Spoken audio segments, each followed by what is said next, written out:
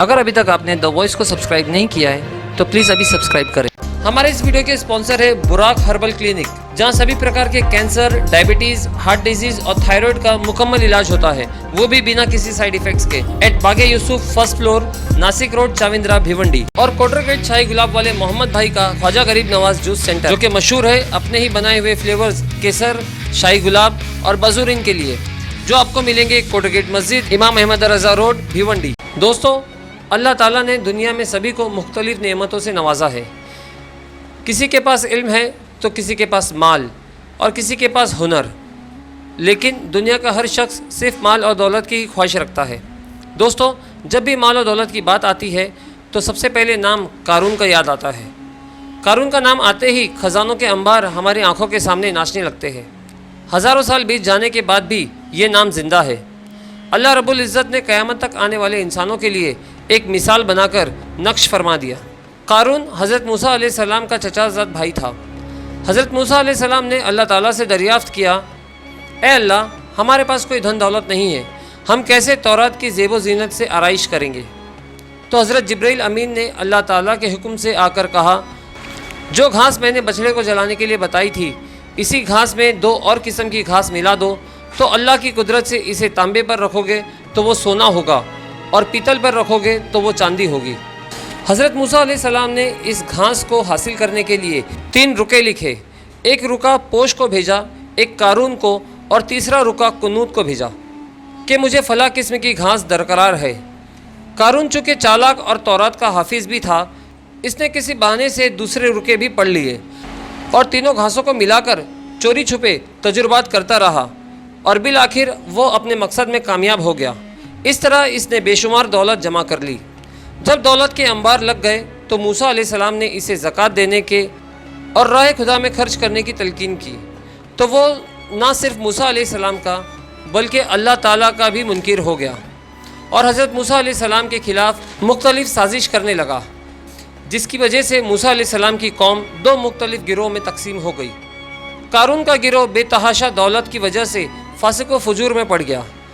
قرآن مجید فرقان حمید سورہ القصاص آیت نمبر 76 اور 77 میں ارشاد باری تعالیٰ ہے، بے شک قارون موسیٰ کی قوم میں سے تھا، پھر اکڑنے لگا اور ہم نے اسے خزانے دیے کہ اس کی کنجیاں ایک طاقتور جماعت کو اٹھانا بھی مشکل ہوتی۔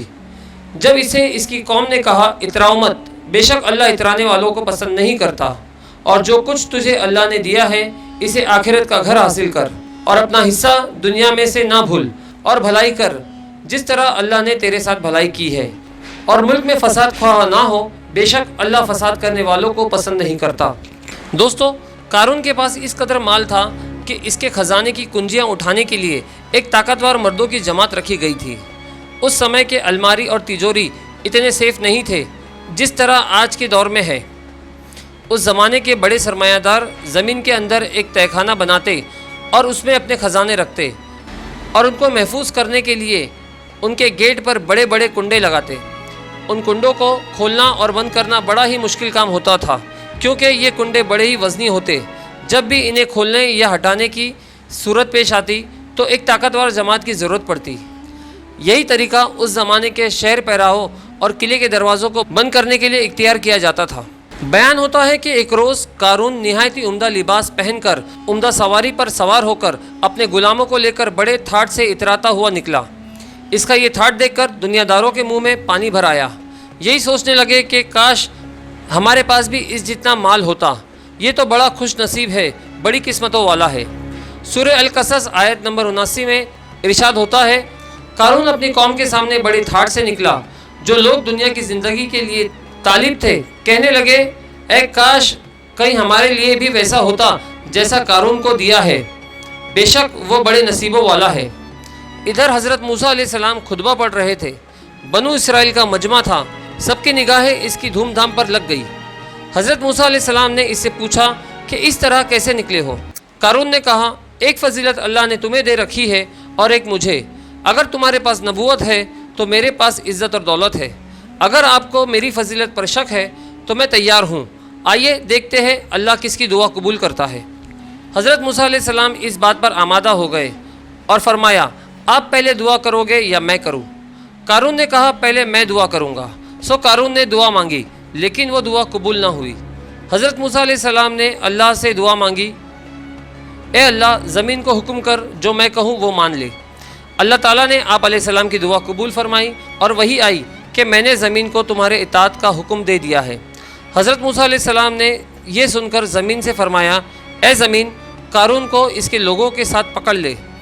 वहीं ये लोग अपने कदमों समेत ज़मीन में धंस गए और फिर कंधों तक।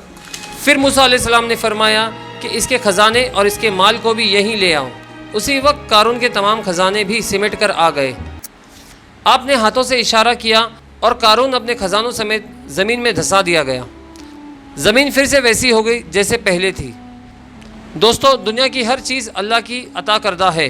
हमारी आखिरत की ज़िंदगी में वही हमारे काम आएगा जो हम अल्लाह की राह में खर्च करके अपने अमाल के तौर पर अपने साथ ले जाएंगे।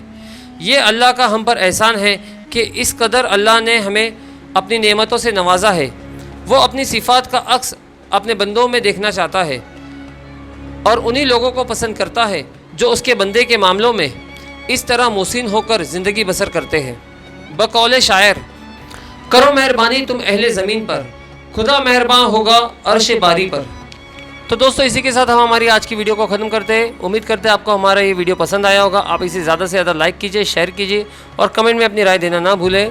कल मिलते हैं दोबारा एक नई वीडियो के साथ में। अल्लाह हाफिज़।